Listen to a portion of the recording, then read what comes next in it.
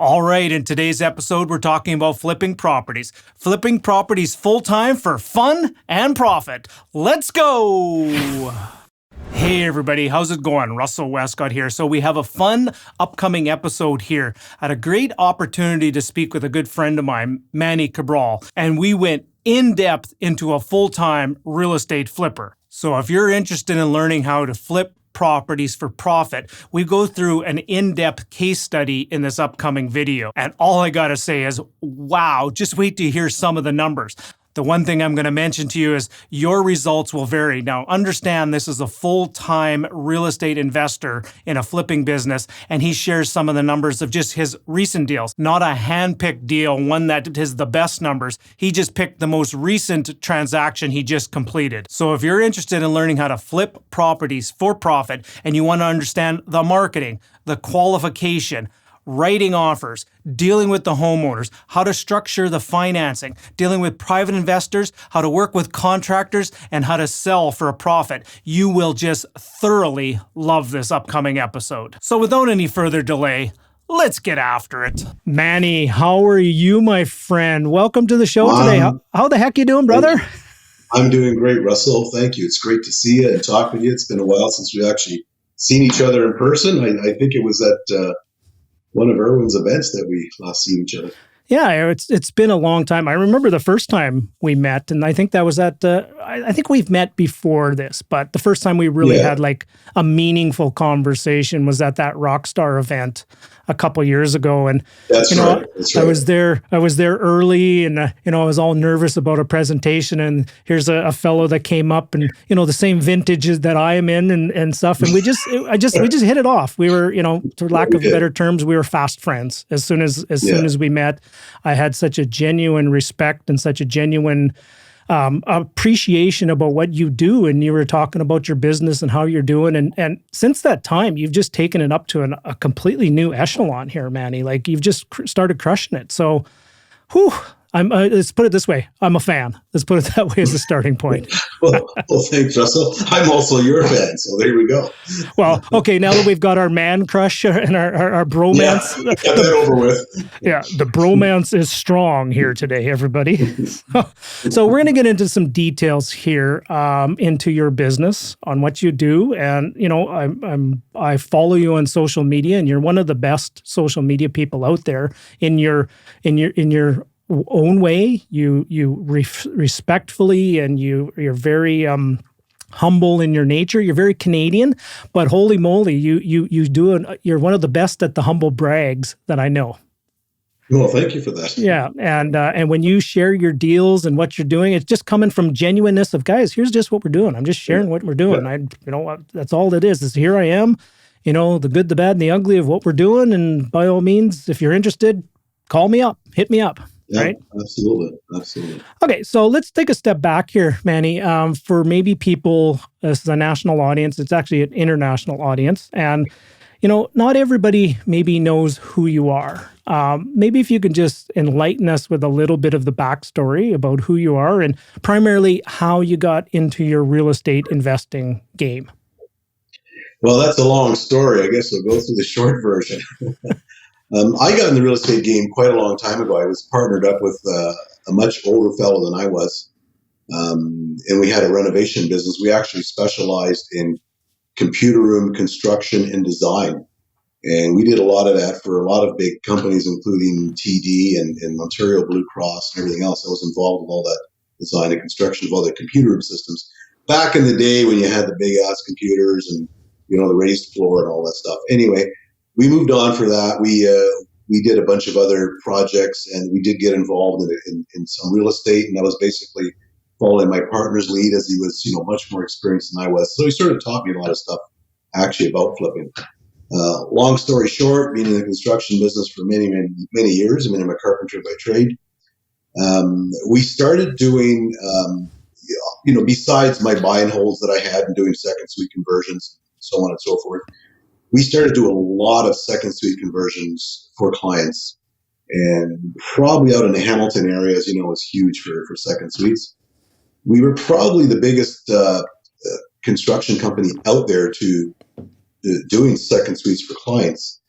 Since then, we started to do more and more flips, and we got so busy to the point where I no longer do client renovations. And as a matter of fact, I had to shut down my Primo Reno website because the amount of leads coming through there was still quite a lot. And I still get the calls for people to have me come out and quote their jobs in Hamilton. Well, I don't do that anymore. The return on investment didn't make sense as we were getting very busy. Having my staff tied up on someone else's project didn't make any sense, especially with the amount of flips that we were doing, because that's what I decided to do when I put my head together and say which way I'm going to go. I decided to go the flipping route. So we put 120% into creating this flipping business that we have, and it's been very successful. Very happy with it. Not only that, I enjoy immensely what I do. Maybe that's the fun part of it. Obviously, it's for profit. It's our business. It's our livelihood. But I think you got to love doing what you do to make yourself very successful. Is my belief anyway. And I love doing it. To me, it's not a job. Yep. I'm not getting up and, oh my God, I got to get out of stuff. I'm actually anxious to get out and get on the road and go meet a client or go meet with investors or, try to close deals, so on and so forth. So I love it. It's something that I really love doing. Yeah. Now, when we talked, you were right in that kind of that transition of I remember you were pulling your hair out, and between the two of us, we don't have a lot of follicles left. You're in a much different state than I am.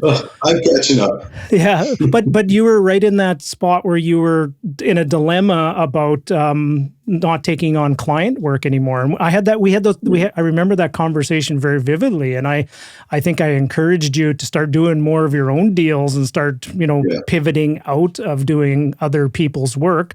Although it provided a wonderful resource to help the team and build the team and get your processes done for your own self, hasn't it? Absolutely. It was a bit of a transition, and I felt bad in a way because I got to know a lot of people out in the area and had a lot of friends out there. But at some point in time, I had to make a decision where the best return on investment was. Yep. And that was keeping my staff and my own projects and doing only my own projects. So, as I mentioned, I don't get involved in anybody's project anymore or second suite conversions. It's strictly my own. And as a matter of fact, I don't do a lot of second suite conversions anymore. And even in my properties, and it's been because the return on investment hasn't made any sense, the extra cost of doing it. Because, flipping single family homes right now, as you know, I mean, with inflation and the prices of housing, it's crazy. Yeah. It's like the longer you take to do your renovation, the more money your house is worth. Now, we don't know where that's all going to go because, I think this is not sustainable. At some point in time, it's got to come to a bit of a head, or maybe a bit of a slowdown, or maybe it doesn't go up anymore. But as long as they keep printing money, we're not going to be out of the situation. So. No, I hear you.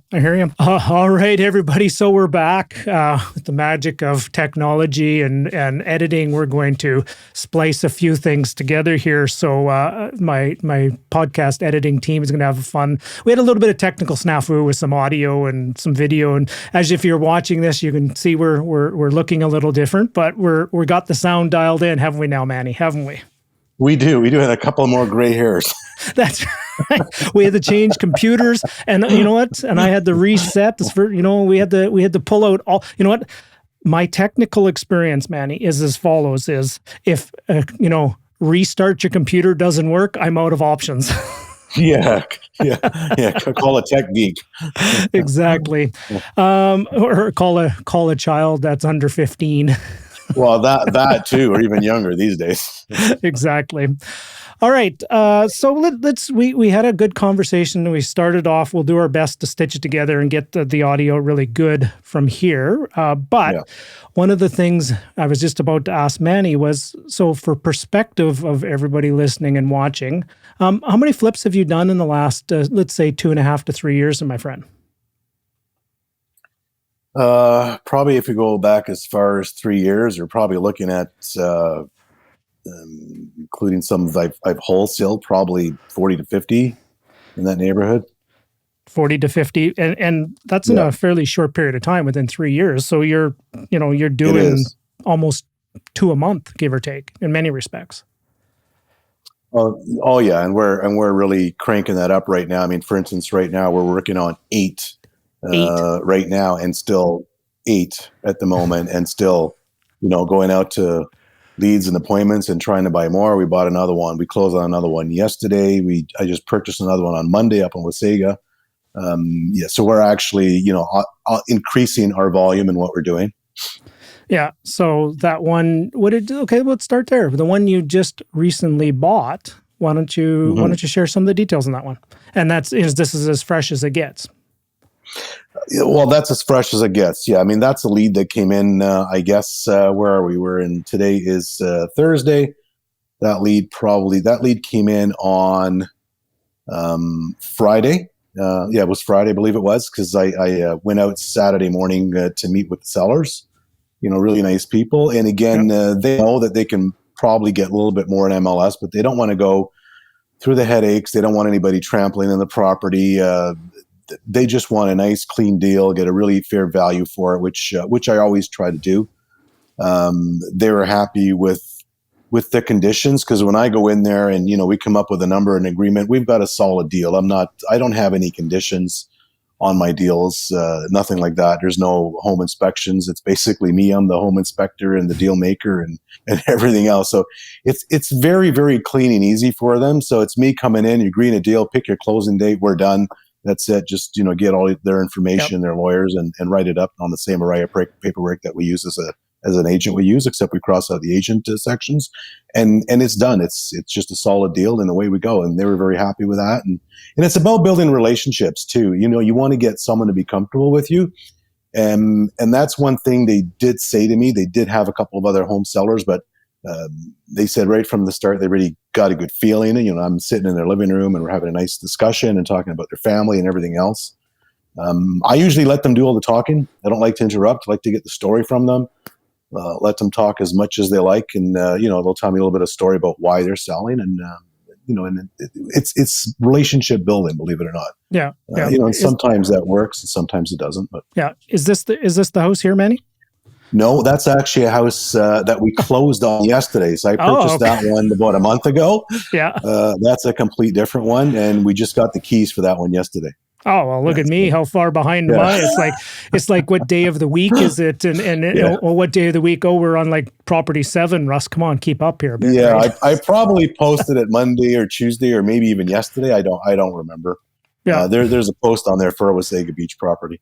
And nice. It's a beautiful property because it backs on the Wasaga River, and it's 3/4 of an acre. So it's a really unique property.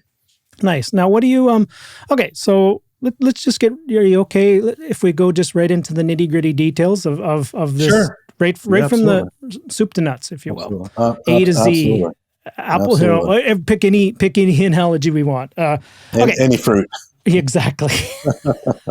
How do you have these people that have houses for sale? How do you have them contact you? Because I imagine you do a lot of marketing, you do a lot of putting the word out there, you do a lot of that. What is kind of some of your secret sauce to have these houses contact you, Manny? There really is no secret sauce. The secret sauce is how much you want to spend on marketing. And how diversified you get in your marketing. And we're pretty diversified in that, because the one thing I don't do is I don't do the cash buyer signs all over the place. Just not something I ever really loved, having these signs all over the corners of the street and they get blown over the place and you get bylaw calling you. I do flyers consistently. And we got a really nice professionally made flyer. They go out consistently. I don't even look at them anymore. We've got all the postal codes up in Simcoe. My flyer company automatically every 2 weeks just shoots out thousands of them to different postal code areas. I've got a lot of advertising on Google, Facebook, and I'm on radio up in Simcoe County every day 4 or 5 times or 6 times a day. Okay. So it's a combination of everything. And sometimes I'll get a client and I always try to ask where it came from. They'll say, well, we got your flyer, a month ago. We weren't ready yet, but all of a sudden we heard you on the radio and say, oh, this is really legit. So it's a little bit of everything, and it's consistent marketing. You can't stop, because I know I've got people reaching out to me and saying, hey, I've got a limited budget. And then they may reach out and says, well, I spent $3,000 on flyers, but I didn't get anything, so it doesn't work. Well, it does work. It's about consistency. Yep. You don't know when people are going to be, calling you. So regardless of whether you get leads or not, you got to pump out those advertising dollars, because you'll go through a spell, you're not getting many leads. All of a sudden, the following day, you got 10 of them. Right. That's just the way that's just the way it is when it comes to marketing. So when it comes to marketing, you're just going to take the words out of my mouth. It's not just any one thing. It's a combination and a body of work of everything. And consistency. And consistency. So it also helps. Isn't one of your sons, doesn't he own a marketing agency still? That's Darren, correct? He does. Darren owns Suit Social, and he's been a tremendous help in helping me to market. And he's usually on top of things. I like when I get the call. I got one about a week ago. He says, "Oh, Dad, good news. I just increased your ad spend by another $2,000 a week." Well, he's spending your money. He's spending your money in many different ways, isn't he? Yeah. There's no need to check in. He says, "Don't worry, it'll be worth it." And it always is. And you know what? He steered me in a lot of directions that I wouldn't even thought of. Radio is another one of them that he says, "You got to try radio because no one's doing it." I was like, you know what? I don't know if radio really works, but you know what? We started radio and again, it doesn't work right away. You got to be consistent. I did a deal with Rock 95 up here, and we started about, I think, 14 months ago. But I went into the mindset that we're going to go in and we're going to do this for an entire year.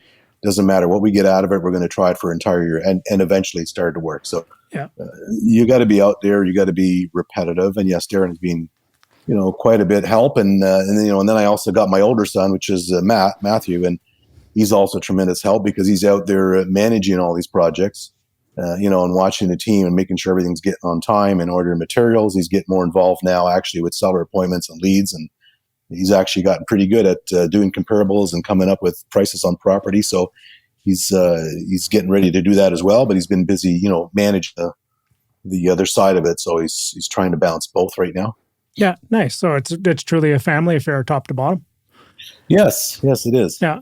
Okay. So before we leave the marketing, like at anything, it's the body of work, it's the consistency, it's the message. Yeah. It truly is testing. That's really what marketing is just testing different things and see what works. And then, don't reinvent the wheel. Once you find something that works, pour capital, pour money, pour resources 100%. Into what works, and then keep testing the other new things to what's going to work better is really the way to do it. So if you were to say right now, what's working best for you right now of getting leads in the door? You know what? It's hard to tell because I see them coming in from everywhere. Facebook does quite well. And it's all about follow-up because some people will send in a lead, but they don't follow all the way through. They may just leave a phone number and an email, and you got to try to reach out to these people. Other people will actually go through the whole process on the website, upload pictures.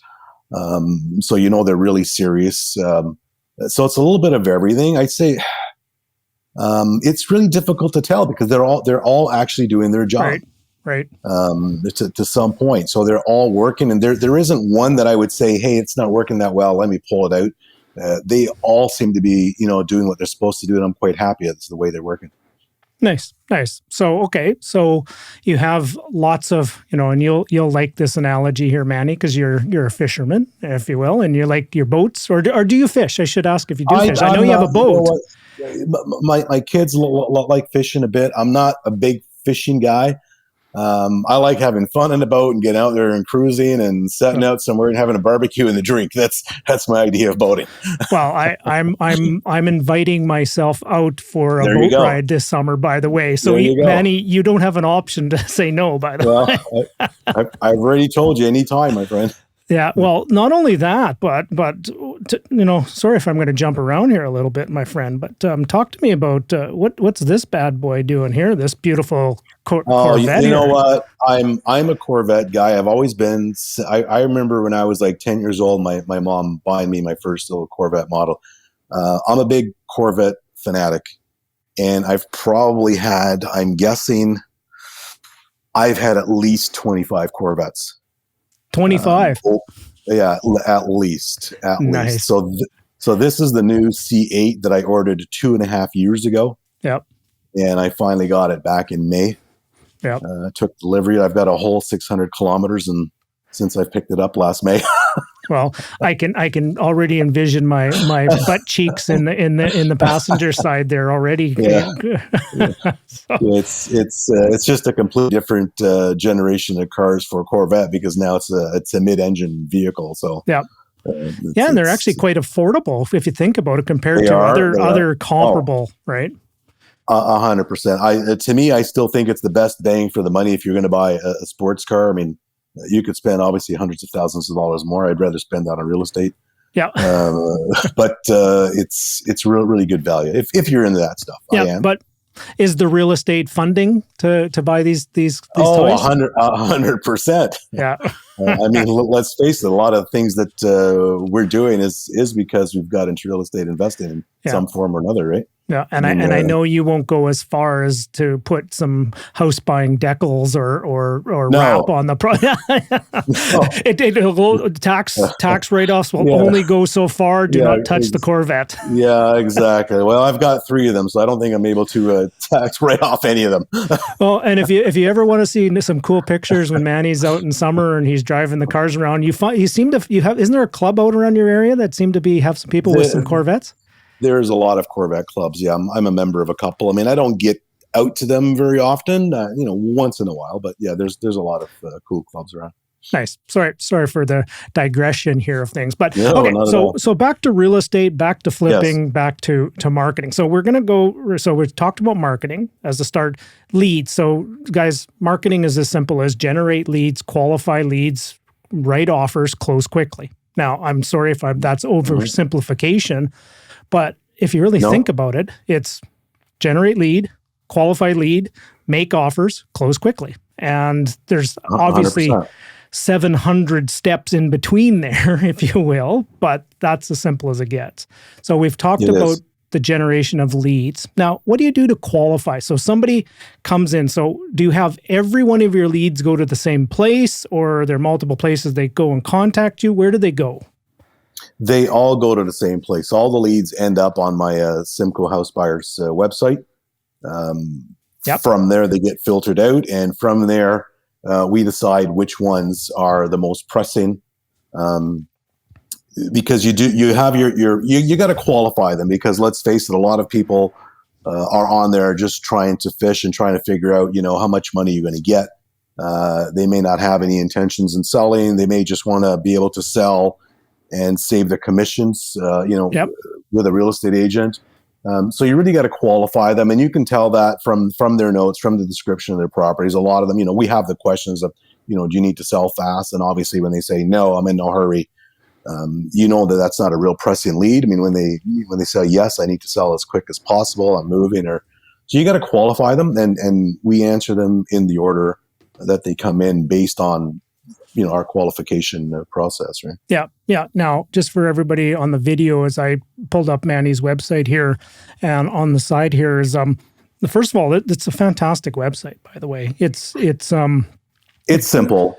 It's simple, but it works, obviously. And compared to a lot of things I've seen, it's professional compared to a lot of other things that you might find in the marketplace as well. And I think one of the things that might be a success secret that you have is you're tight in your geographic location, are you not? Yes, and that's something I chose, and that's something we actually discussed about a lot when we started to do this, because I know a lot of flippers or even more wholesalers are they're going from one end of Canada to the other. And I decided I didn't want to do that. I decided I don't want to build a team of 15 acquisition managers. And I also decided not to chase the small deal. So that's another strategy that we have. We don't chase the small deal. We're in wholesale. They're doing deals to make $5,000, $10,000, and I just can't be bothered with that. It's not me. It's a great strategy for those that work with it and do it well. It's not a good strategy for me. Yep. But we decided to concentrate in Simcoe County. Simcoe is quite large. We spend all our advertising in Simcoe County. And Simcoe's got great cities, from Barrie to Bradford to Orillia to Midland, and everywhere in between. So there's plenty up here. So by concentrating in one area, I think that's helping us generate more leads. Yep. Not only that, I like to know the market that I'm working with. And I know the market in Simcoe very well, I basically will know the ARV of a property even before checking comps, because I've gotten to know Simcoe County very well in the different areas and so on and so forth. So I think that's very important to know your market. And as we know, there are always markets within a market, right? And that's just a natural thing in real estate. So that's the strategy that I chose, was to be very geographical in where I'm doing my flips. Not only that, it's important to me that our team is within that hour and a half of any of the projects that we're doing. Yep. And that allows us to do that up in Simcoe County. Oh, absolutely. You just absolutely, hang on a sec here. I got some good stuff here for you, by the way. What you just shared there is you just absolutely dropped a bomb here for us, my friend. So that is absolutely, and here's the other one. Nobody got hurt. Well, exactly that, and also you're bringing the fire here, my friend. Woo, it's getting hot in here. So I'm going to just bookend that. Is being a geographic specialist is actually, you're now known for the area.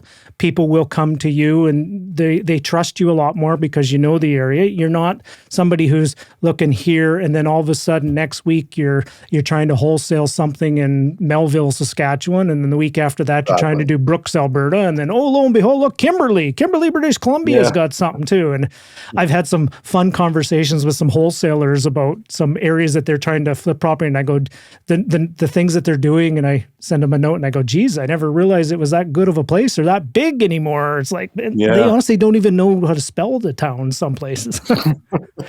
Right. So I digress. So you're an expert in your area, and I have your website pulled up here again. So somebody comes to the website. They obviously, I wonder what's the biggest call to action you want them to do on your website here, Manny? Is fill in the address, fill in the phone, fill in the email, get my fair offer. That is just absolutely brilliant. Or pick up the telephone, right? Between those two, I'm sure you're okay with either. Absolutely. Right? Most people probably fill in their address. What happens from there? Does an email get sent to you and your team? And then what do you do from there? Yes, we automatically get an email, and it tells us that we just got a new lead in. Yep. It actually gives us a quick description of the email, but when you click on the website, now you've got all the details of that lead, and there's a section there for you to put all your notes in there. So when you're going back to follow up, you know exactly what you've said, when you've called, and what the conversation was, so you don't forget. And then it has different selections that it's a current lead or something that you got to follow up on, or your dead leads. Yeah, and we do follow up on dead leads, believe it or not. I mean, every once in a while we still go through those dead leads, and try to contact people again just to make sure. And we always go and compare MLS with some of the leads we didn't get to see if they actually did list their properties and so on. And if we see there's no listing, we'll try to contact that person again. That's another reason why to be an area expert is that you can actually track the market. You can track things right through where somebody's trying to get in and out and do something. They lost a deal. They moved on. You're doing it for market intelligence and the data to learn that maybe just, we could have potentially bought that if we raised our price another 20 grand. Exactly. Because what it sold for 60,000 more than what we thought it would have. Holy macaroni. What's going on here, right?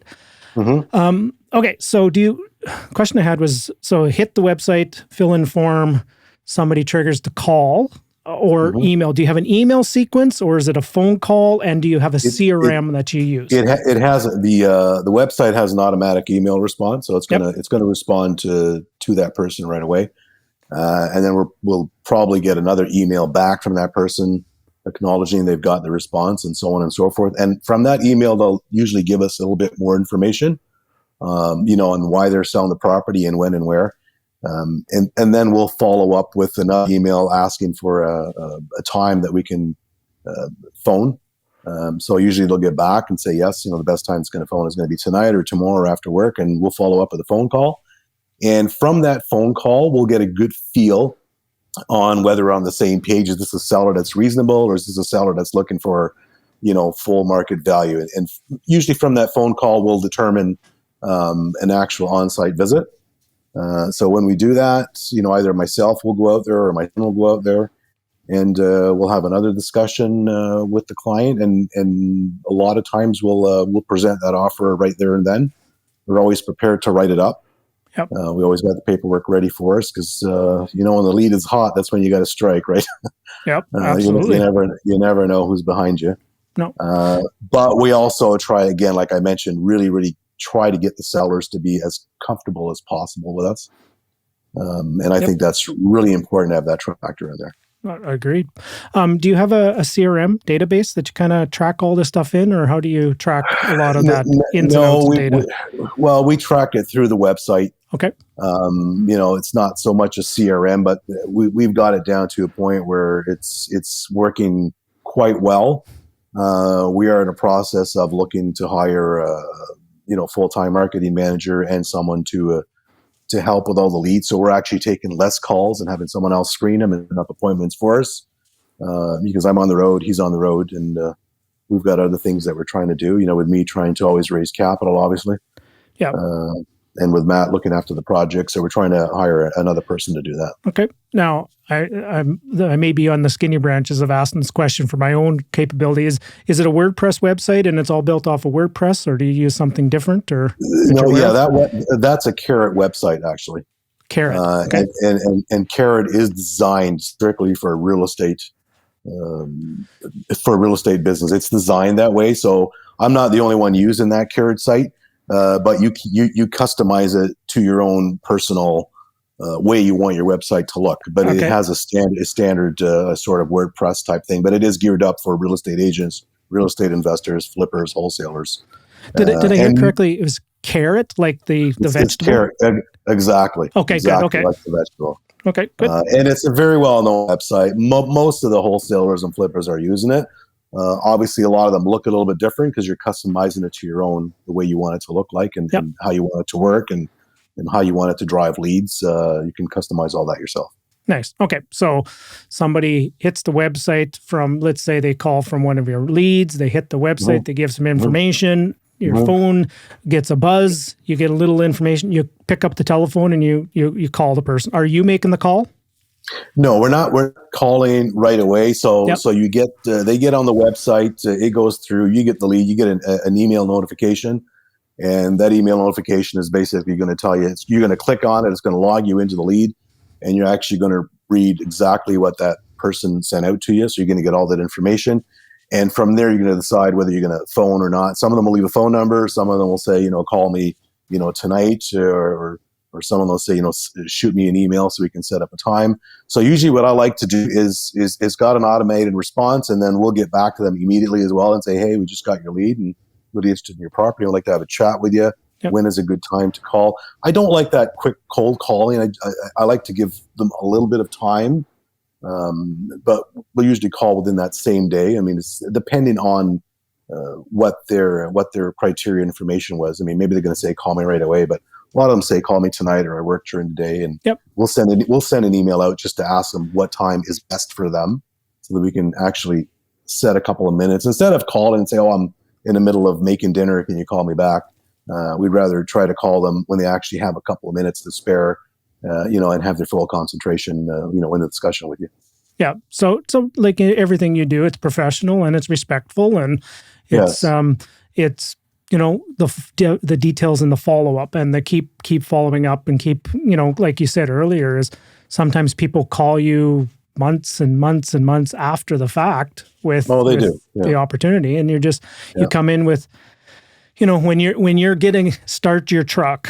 I'm assuming you have a truck too. I would assume that. Yes. Anybody who's been in construction definitely has a truck. Even though I might get political for a second here, is the truck. That's right. Trucks are the bane of society. I thought somebody once said, or something like that. So the bane of everybody's existence were trucks on the road. Anyways, I digress. So you get the information. You need to know that there's probably a little bit of margin in the deal to be able to get in your truck to go have a conversation with the homeowner. Correct? Yeah. How do you determine if there's a deal there? What's some of the criteria you look for? Well, number one, what I try to do is pull the property, see what it is. I mean, we've got all the property details. I can quickly do an evaluation on what I think that property is worth today based on the information that they give me. And a lot of times they'll say, yes, we've been here for 15 years. We haven't up the property yet. It's in great shape. I know it's going to need updates, and I'll just ballpark that. I know what the property is worth in its current condition, and I'll try to figure out what the actual, the ARV is going to be. I'm pretty good at that, and that's a key to, being sort of an expert in your geographical area, where you're going to have an advantage, where you're not spending so much time trying. You'll basically know. I can get a call from a certain neighborhood in Barrie, And depending on the square footage of the house and what it is, I know exactly what the house is going to be worth. Right. So based on those figures, I will know what to offer, on that property. So I'd be pretty quick to do that. So depending on what they're asking, a lot of times they're not going to tell you what they want, obviously. Some of them are afraid to tell you what they want because they think it's going to be lower than what you're going to give them. But you generally want to get a feeling from that seller.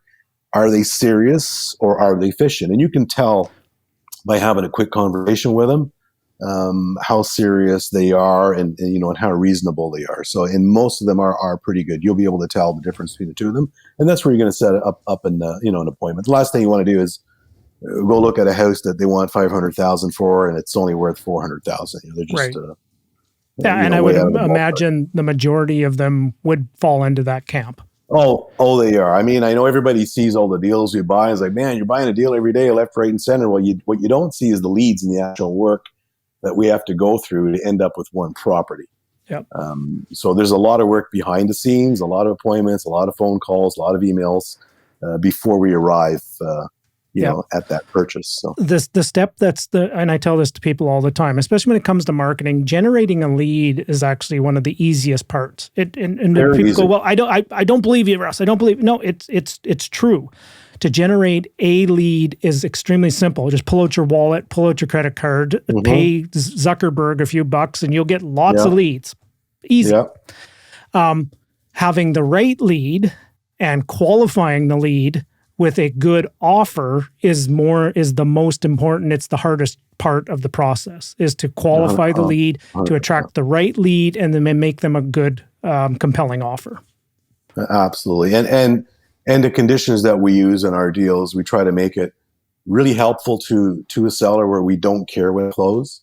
A lot of times I'll leave an option there, say, hey, if you find a place earlier, you want to close earlier, just give us 2 weeks notice. If you want to close later, just give us 2 weeks notice. If you want to leave anything behind, go ahead. Don't stress out. Don't worry about getting the bid. Like, we do all of that for them. Yep. So we try to make it as easy as possible so they're not stressed out. And you're not going to get that, obviously, from a real estate agent. And obviously, this is not the way to go for everybody.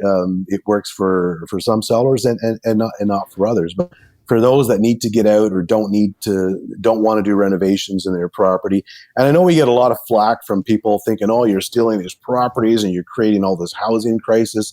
If they've seen some of the properties that I've purchased where basically are not inhabitable, and what I've actually done is created housing, for a nice family to get into. We had a property that it cost me $8,000 and a hazmat team to clean it out because nobody could go in that property. It was that bad.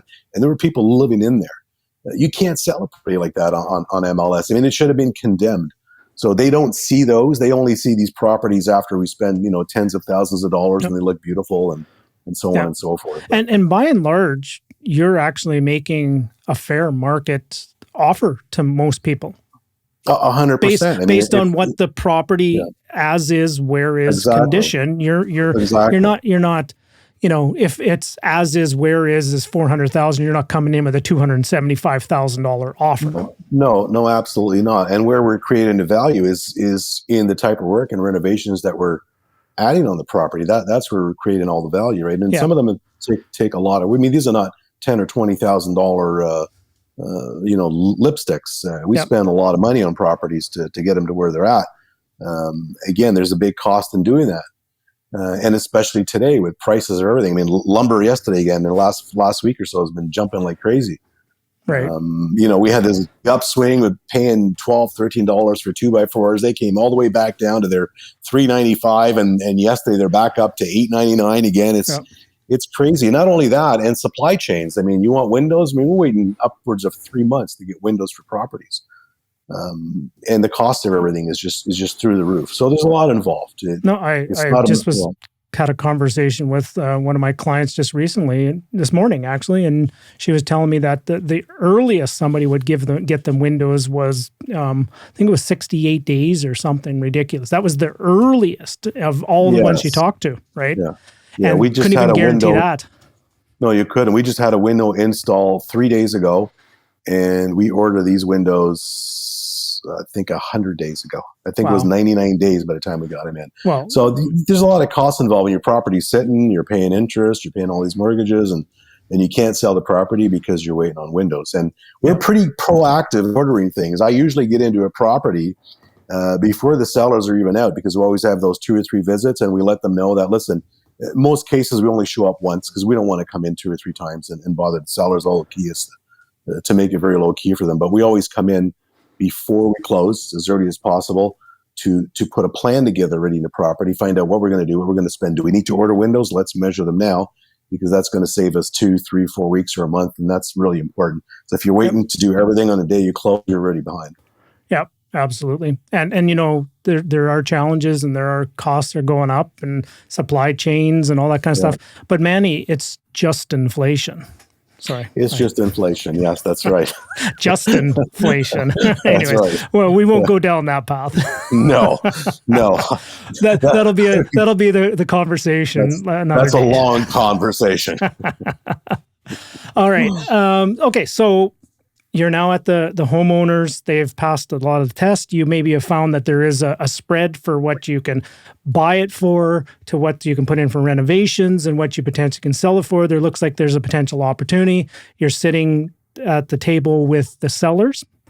And is that when you make an offer on the spot at that time, typically? Yes, sometimes. And sometimes we wait for me to get back to the office and further review some numbers to get back to them. But yeah, I've done offers and written up deals the same day.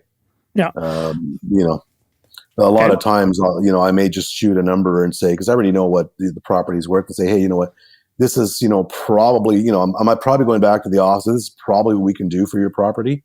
And some of them say, well, you know, maybe if we can do that, yeah, I'd be happy with that. Well, would you be prepared to write a deal right now? And some of them will say yes, and some of them will say, well, no, give us a day or so to think about it or whatnot. Yep. And I don't like to pressure anybody. I always put an irrevocable in there and say, you know, by all means, please have your lawyer look at it. You know, I encourage them to have their lawyer looking at it, because I know there's a lot of flippers and wholesalers that try to set up a deal right away, and you know, you got to sign it now and so on and so forth. And I don't like to do that. Yep. I want to make sure they're comfortable with the terms and comfortable with everything that's going on, and comfortable with the deposit. I mean, I was at a deal not too long ago up in Aurelia where they had I can't remember who it was, I guess a wholesaler, someone I don't know. But I went in there because they wanted a second opinion, and they says, well, here's the contract that I signed. I says, well, you've already signed a deal with, well, no, this is conditional. That's why I asked you to come in. I look at the deal and I said, it's not conditional.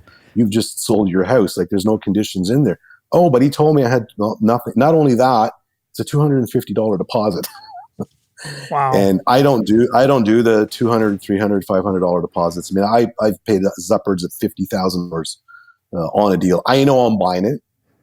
So there's no reason for me to come in with a $100 deposit. I want it to look serious, just like anybody else in the real estate market trying to buy a deal. You're not going to tie up your house for $500. Yeah. And I don't do that with any of my sellers as well. I always have a substantial deposit. So when it goes to their lawyer, I've never had a lawyer come back and say, oh, we want more. We always do what's fair and what we think, you know, as a buyer coming out to buy a property in MLS would probably be putting down. Right. Yeah. And we do the same. Nope. I just had a little quick stutter there in the camera there, brother. So no worries. Okay. So, and what I was about to say was, you actually have a very vested interest in making sure that you're not, you know, pardon the language, screwing people over, because you are focused in that area, and your reputation is absolutely is an asset to you in that area. If you get a bad rep, nobody's going to call you. You're out of business. Well, that's true. And I've gotten to the point in Simcoe where I've gone to places and people know me from the radio. Like I could be in Costco and I'm wearing my jacket and it says Simcoe House Buyers. I've had people come up to you in my hat, say, are you that guy on the radio? So there's a lot of people that actually listen to my ad on the radio. Yeah. Right. So, and it's very important for us to be a very reputable company as we are, and treat everybody fairly and do the best, you know, that we can to make sure everybody's happy in the process. And even a lot of times I always invite my seller to say, hey, when we're ready to list the house or renovations are done, I mean, if you want to come back and see what you've done to your property, we'd love to have you.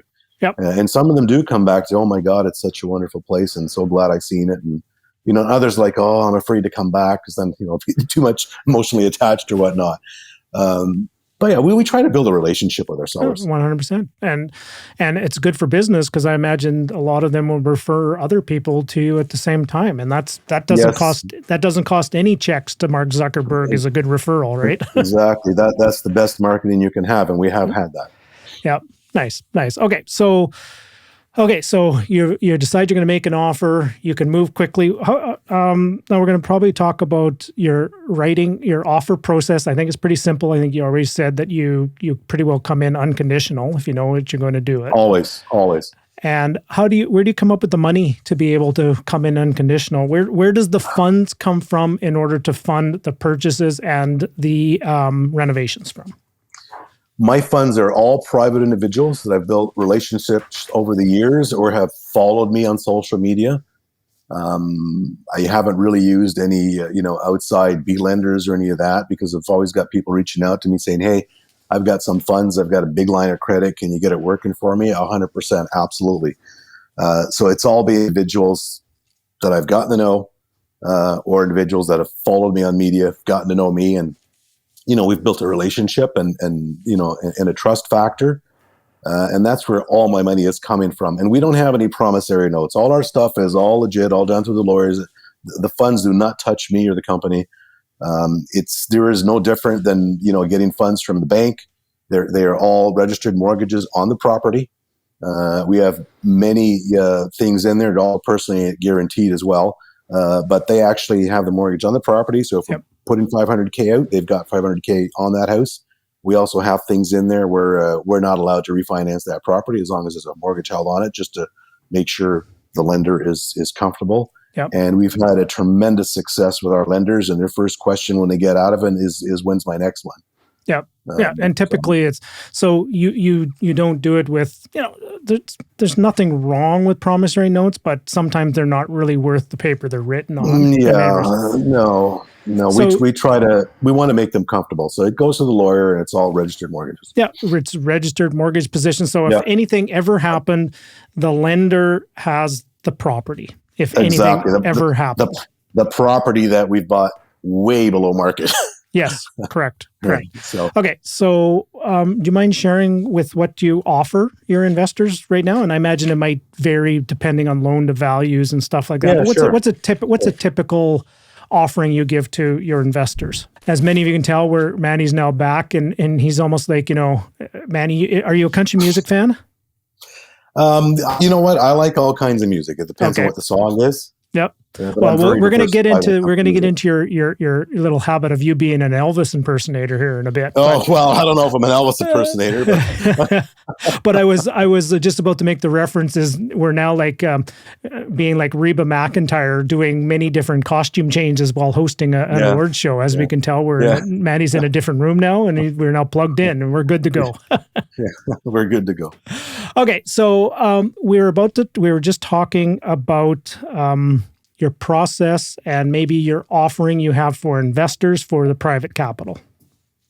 Yeah, so private capital, I know technically you're not supposed to talk about, return on investment and so on and so forth. But if you structured as a mortgage, you 100%. Yeah, exactly. I pay 10%. That's what I'm paying on the money. And what I do to my investors is I give them 10%.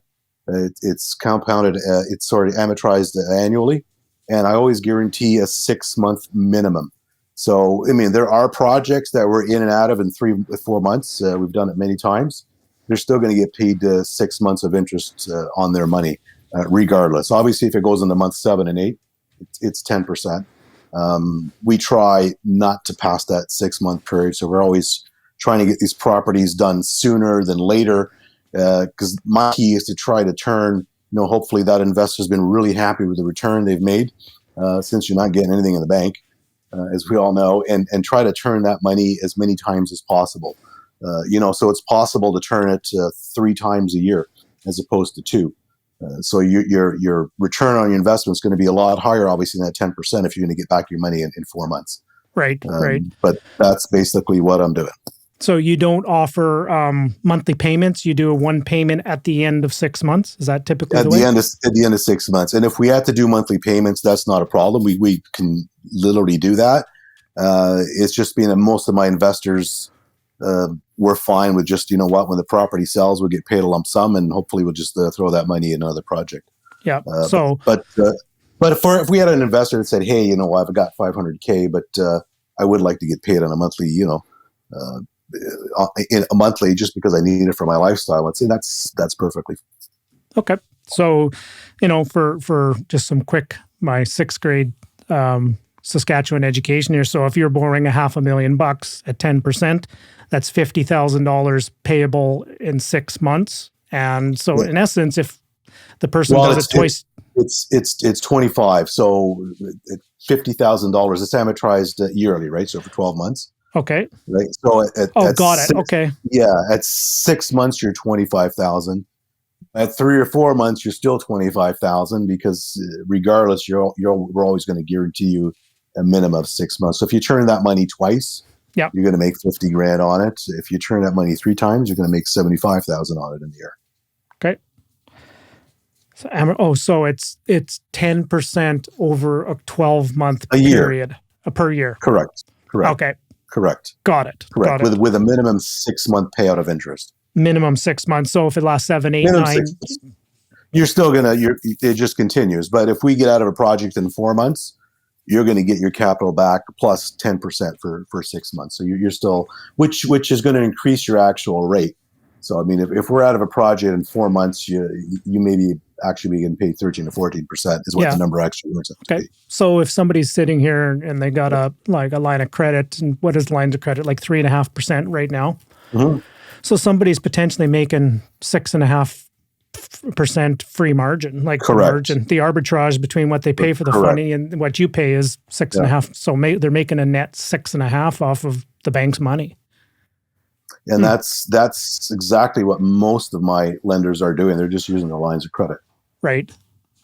I bet they're making more off of that than they would off of their cash flow if they owned a piece of real estate for that same amount of money. Probably.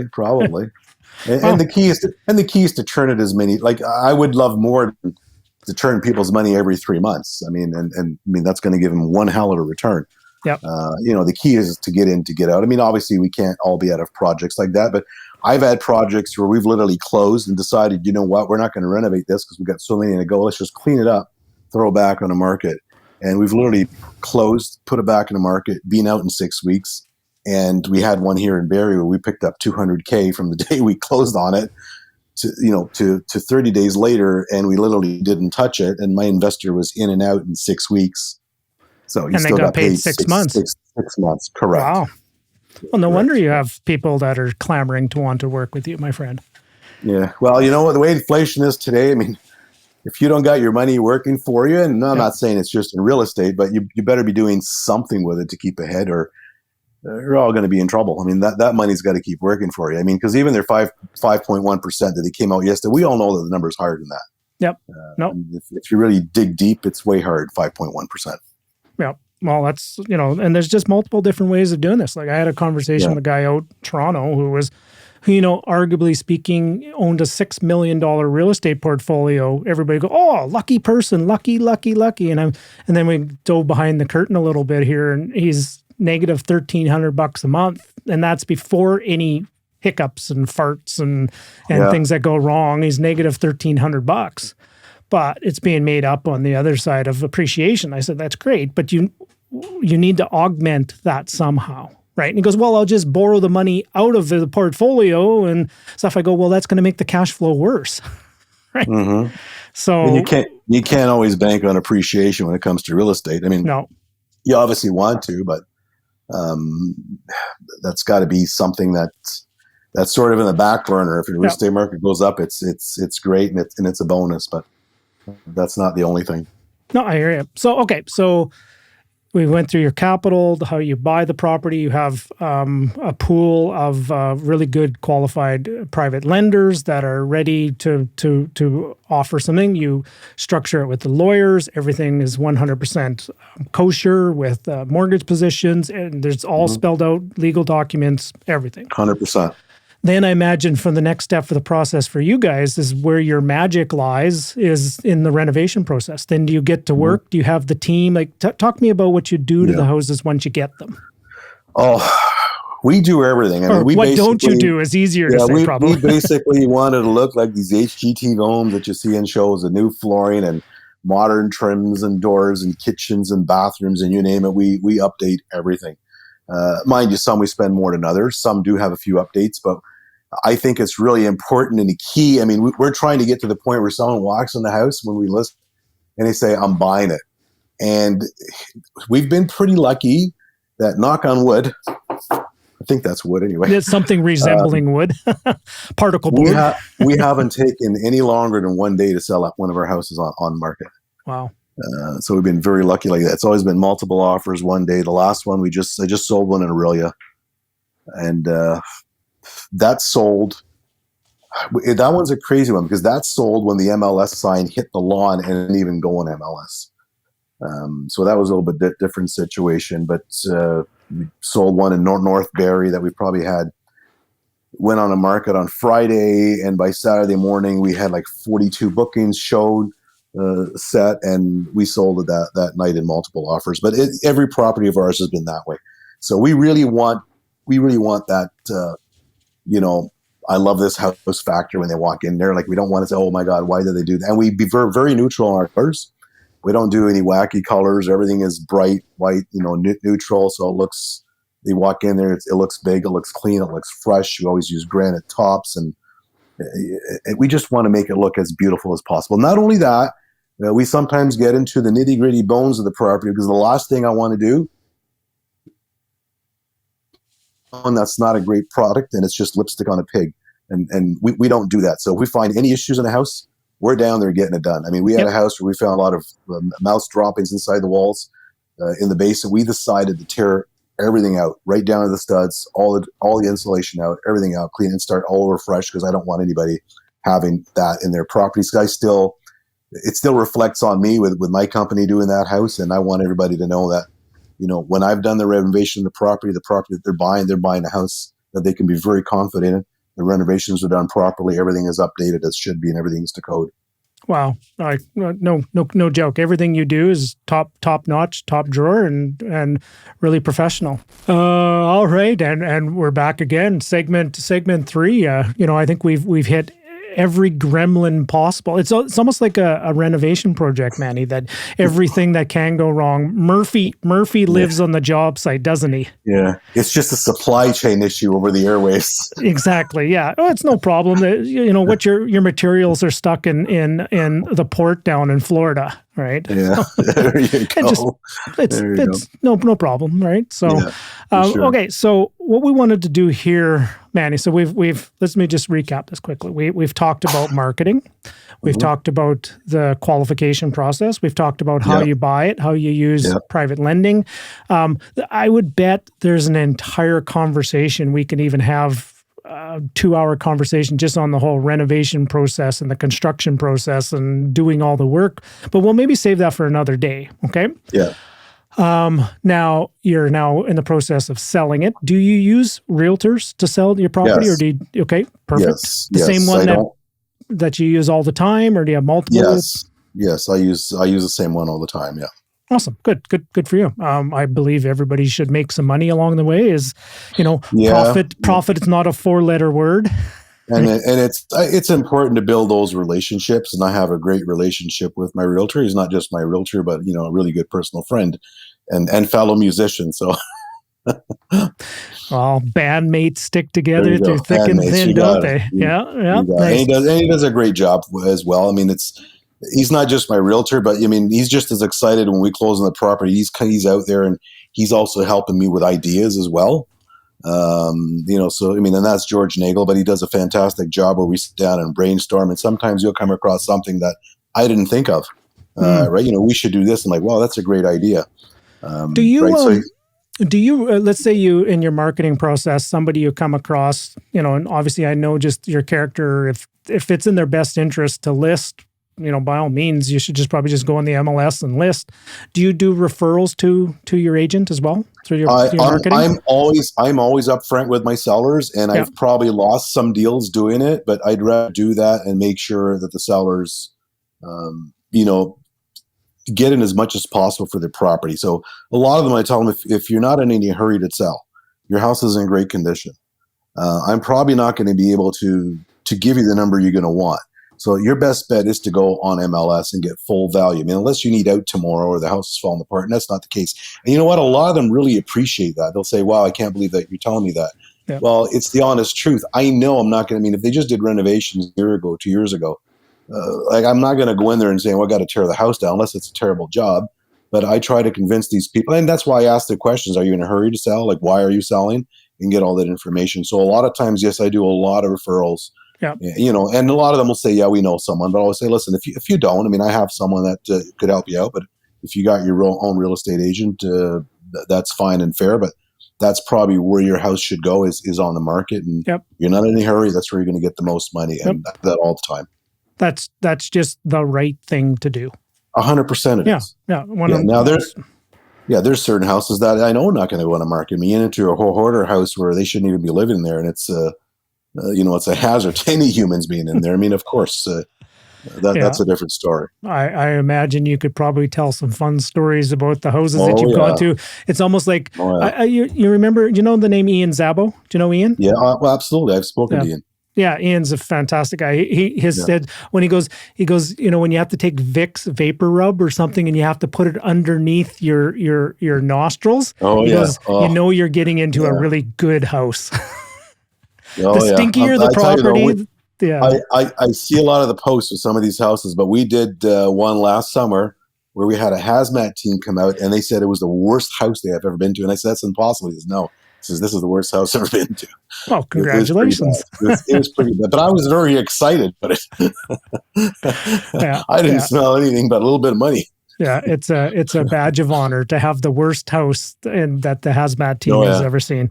Okay, so let's do a quick snapshot. It's math. It's math time, if you will. So I know you pulled up one of your most recent projects. I'm going to give you the floor here in a second to walk us through some of the numbers, what you bought it for, what you renovated for, some of your costs, what you sold it for, and let's see if there's some profit in this game.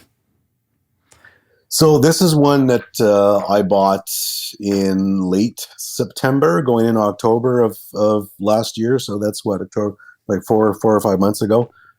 We recently sold it. It actually closes a week from today, I believe it closes. And so the numbers on this thing is I purchased it for $530,000 and it's in Barrie. My total purchasing costs, including land transfer tax and legal, was just under $12,000. It was 11 and change. My selling costs were almost $56,000. Obviously, that includes real estate agent fees. We did an $80,000 renovation on it. My financing costs on that was roughly about $25,000. So that's 25 of the 80, or is that 25 on top of 80? That's 25 on top of 80. Okay, another 25. Yeah. Okay, got it. Yeah.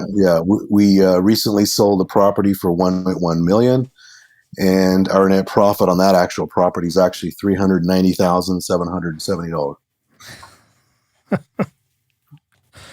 And I imagine, where do you include holding costs, utility costs, property taxes?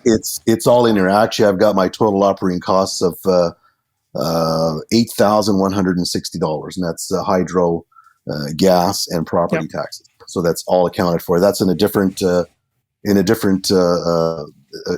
section here, which I have under opera. So I've got purchasing costs, selling costs, operating costs, renovation budget, and financing costs.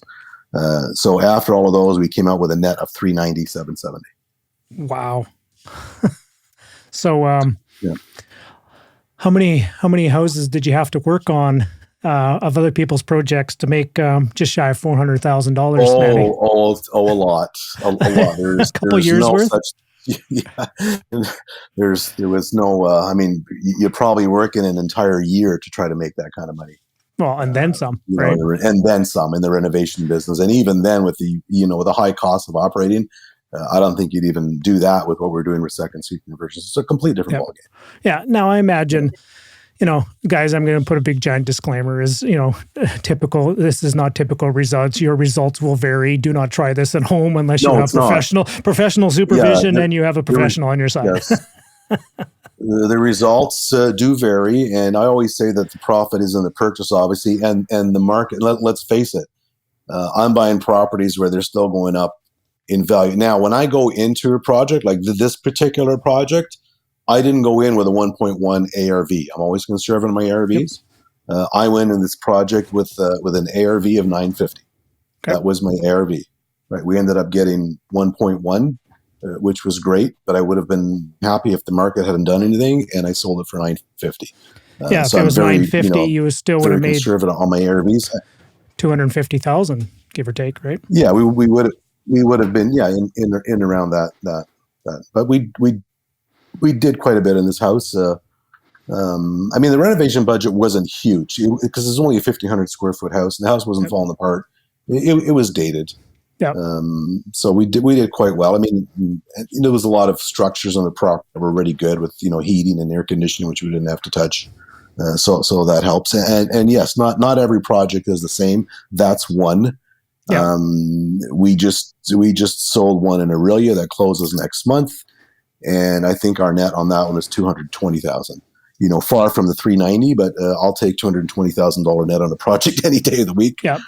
Now, is one of your team? Oh, hang on here. Just I'm sleeping at the switch here, brother. I got to give some fire here for all that you've been doing. You're bringing some fire here of that and sharing those numbers. And anytime we have some fire, right? We obviously. Oh yeah. Where there's fire, there's smoke. There's fire. There's a bomb coming right after. So, but I would imagine. So. I'm going to back up one step in your process. Your renovation team, is it all in-house, or do you kind of outsource a lot of it, or do a combination of both? We do a combination of both. We have our own staff, so we've got our own, handyman, labor, tradesperson. But obviously we outsource. If we're re-drywalling an entire property, we outsource that to a drywall team that I know. Or we don't have our own electricians, of course, so we outsource the electrical, the plumbing. Those types of things, but there's a lot that we do ourselves from demo to trim to flooring to all that stuff. Obviously, everything we outsource, and we got a great team of people that we outsource it to because we always use the same sub trades. So we're obviously giving them quite a bit of work, and they go out of their way to really do whatever they can to get our projects done on time and to keep us happy. So that's really important too, because I mean, even though we're outsourcing it, I still consider them as part of the team. Right, absolutely. And obviously with doing some of it in-house and good trades, and you do give them business, the $80,000 renovation number you did, is you're able to do that quite efficiently. Where quite efficiently, somebody might be paying for that same 80, they might be paying 95 to 110 or whatever, right? Absolutely, because if they're going to outsource all the work that we actually do in-house, there's obviously a cost savings in that because it's my own trades doing it, and it's going to be a completely different ballgame. However, in this example, there's $390,000 worth of margin in this example here too. As if you didn't make $390 and you made $340 or $350, that's okay too. Yeah, the bombs would still be going off. Exactly. It wouldn't be as loud. No, loud enough. So beers on the boats are on you this summer, my friend, when I come out. Yeah, they usually are. Yeah, absolutely. Well, it's funny. I pulled a picture up here, and this is so typical you, my friend. Here is two pictures I want to share. Let's show this. So obviously the car, and showed the picture of you in the band. Is one of these guys your realtor? Yeah, he's right back there with the hat. Okay, black shirt. That's my realtor. Yeah. Who's this Elvis impersonator dude here? Yeah, what's going on here? That was Halloween. Of course it was. That Saturday night at the Cabral family, right? I actually used that suit once before, and that was my nephew's wedding where they wanted me to do an Elvis show, and I get on there and I did about 10 Elvis tunes wearing the suit. So it's all for fun. It's before Elvis got big and out of shape, exactly. Right? Yes. You're the in shape Elvis. Yeah. But this next picture, this was the picture I found on your social media that just so typical of you. It's just family, friends, and real estate investors on the boat, all kind of hanging out together. Yeah, right. Yeah. I remember that day. That was a great day. Yeah. Yeah. So. Yeah. My friend, I'm going to slowly wrap this up here. So I got two final questions for you. Question number one is, if somebody is just getting started on this game of real estate investing and wanting to maybe go down the flipping road that you're sharing here, what would be some of your best advice for somebody who's just getting started on this journey of doing some flipping? I think one of the big keys is know your market. Very, very important. Don't get out into an area where you're not sure of. It's very important to have an invested minded real estate agent that can help you with that when you're looking at a project. Is really know your market so you can really get a grasp on proper ARVs, because a lot of guys that go into flip. I spoke too soon a while ago about we exercised all the technical difficulties. Murphy showed up one more time. So, Manny, you were just talking about know your numbers, know your area. Know your numbers, know your area. And you know what? You don't have to get it perfect. So a big key is to take action. Right. I meet people in investment seminars going around. They're talking about buying something and doing something 3 years ago. And every time I meet up with them, they still haven't bought anything. We're waiting for the right time. Well, you can't time the market. So do your due diligence, do your research, get a team together and know your market and take action. Because if you're not going to take action, you're never going to get anywhere. Yeah. So maybe I'm going to add to this. There's an old saying that used to be close as only counts in horseshoes and hand grenades. Yes. I guess close can also count in horseshoes, hand grenades, and estimating ARVs, right? That's right. And as my sign says behind me, you can't deposit excuses. I hear a lot of those. Well, I've tried. The bank teller looks at me pretty funny as I tried to make an excuse to them. So yeah. Oh, awesome. Well, thank you very much, Manny. This has been a fantastic conversation. It's been far too long since we've had a chance to get together. It took a global pandemic to keep us apart for a couple of years, but you did. Let's hope this summer is a little bit different and we can break some bread and get out on the boat and, sit out in the sunset and I'd love to. Yeah. Just let me know when you're in town, and we can do a live broadcast off the boat. How's that? Oh, ooh. Wouldn't that be cool? How's tomorrow for you, man? A little cold. Is there ice in the water? A little bit frozen still, but the day will come. The day will come. Nice. And, now, that would be neat. I want to end off with one, and this is the question I like to end off most every time, is you started down the path a little bit about if somebody just getting started, but what inspirational words would you leave for somebody here that's maybe feeling a little bit stuck? Maybe they're trying to make a go of it and they just don't know where to turn, and they're just feeling stuck and they just need a push in the right direction. What inspirational words would you leave for them? You know what? I mean, as I tell everybody, I come across a lot of people that have every excuse as to why they can't do it or they're not good enough. And I think if you're motivated, you got a dream, like anybody can do whatever they want. It doesn't matter who you are, what background you came from, how much money you have. You can make it happen. I've had people tell me that they can't do something, and I had a gentleman actually who I should know very well. I'm not going to mention any names, but he's doing very well right now. But he kept telling me that he wanted to do all this investing and wanted to buy an income property, wanted to do a renovation, and the bank was stopping him. And I went through his details and said, well, why is the bank stopping you? So I knew the property that he owned. I knew the equity that he had because he all shared that with me. And I said, well, there's only one person stopping you, and that's you. He says, well, no, it's not me because, it's not the bank. He says, well, here's what you do. He says, are you in love with your house? He says, absolutely not. He says, well, why don't you sell your house since they're not releasing any equity based on your income? Take all that equity, go buy something else, and I got a big chunk of equity to go buy your investment properties. Well, that's a great idea. Well, he has since bought a lot, built a house, and he's on his second investment property, all from the sale of his property. So a lot of times when I meet up with him, the first thing he says, Manny, you're right. I was the only one that was stopping me. He says, well, there you go. Don't let it stop. And you know what? There's a lot of people to reach out. There's a lot of great people that you can meet out at, investment groups and seminars. And I used to go to a ton of them. And there's a ton of information out there available to you. And reach out. And maybe what you can do is partner up first with someone who's already doing it. Follow them, maybe see what they're doing. I mean, you don't have to invent the wheel. I mean, the wheel is already there. It's round. No. So, I didn't invent any wheel, right? And I learned a lot from, and I'm still learning every day. Don't get me wrong. Yeah. I'm still learning stuff every day, No. but I enjoy doing it.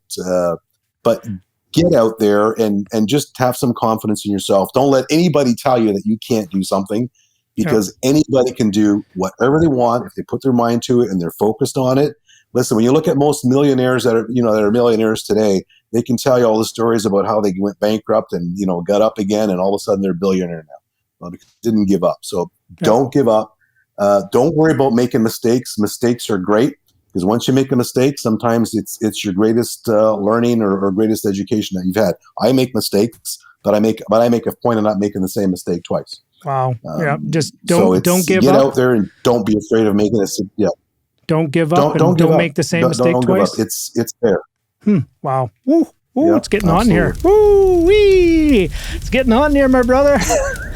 Whoa, hang on, we got one more ball. Oh, Manny, that is incredible. Before we sign off, where can somebody get a hold of you? Where do you hang out social? Where's the best place if somebody wanted to give you a call or drop you a note? What's the best place? They can.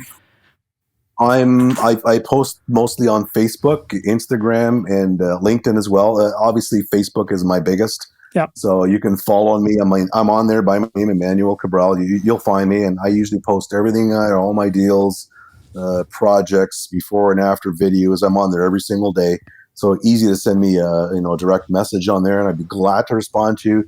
Glad to have a chat with you if you want to discuss anything flipping or investment wise or lending. I'd be happy to have that conversation. Yep. Also, you can send me an email to info@simcohousebuyers.ca.